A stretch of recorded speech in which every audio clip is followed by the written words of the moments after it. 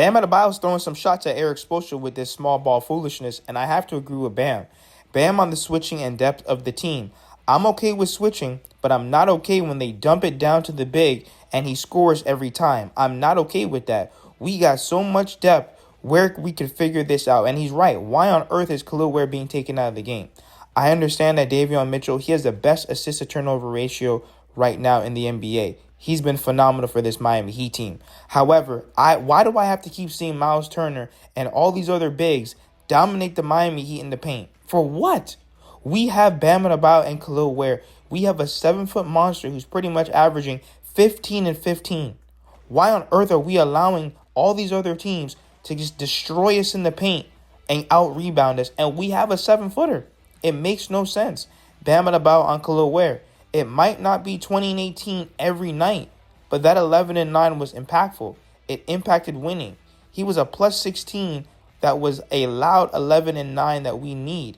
He doesn't do that, we lose the game. I'm sorry, like I said before, there's no excuse that when you have a 7-footer that you take him out of the game. You saw how pissed he was last night when Eric Spoelstra subbed him out? I am tired of being small. I'm tired of being out-rebounded. This is what we drafted Khalil Ware for. He should have played last night more on Miles Turner. I am tired of the small ball. When we start switching like that, that's when we really got to over-communicate. I'm okay with switching, but I'm not okay when they dump it down to the big and he scores every time. I'm not okay with that. So from that standpoint, we got to clean that up. And like I said, man, we got so much depth where we can figure this out.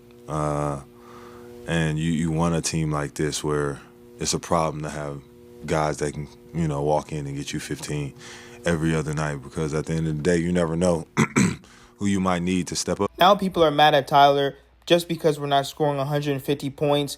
They're over here, oh, Tyler's slowing us down and we're not scoring as much. Guys, relax. We are adding in an all-star. I don't understand, why do you guys think it wouldn't change? As long as we're winning games, to be honest with you, that's all that matters.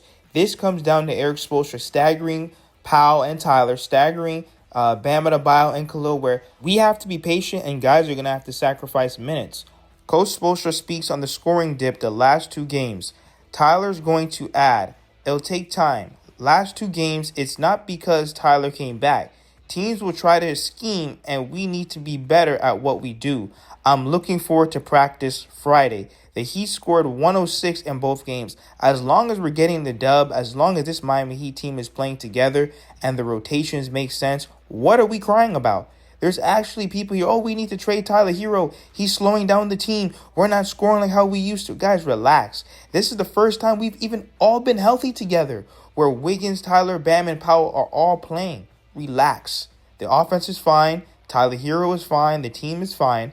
As long as we're getting these dubs, as long as we're playing together, and as long as we're healthy, that's all that matters. To his work, he does everything full speed.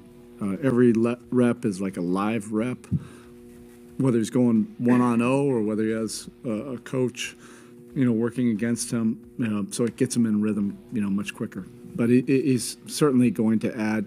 It'll take a little bit of time. The last 2 games, if it's not because of Tyler coming back, it's because teams will try to scheme against what we're trying to do. Teams will try to slow us down, and we just need to be better at what we do.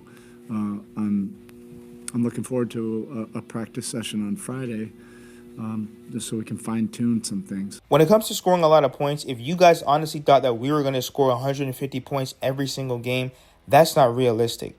Tyler Herro on the Heat scoring 106 and back-to-back games in his return. I want to score 150 as well.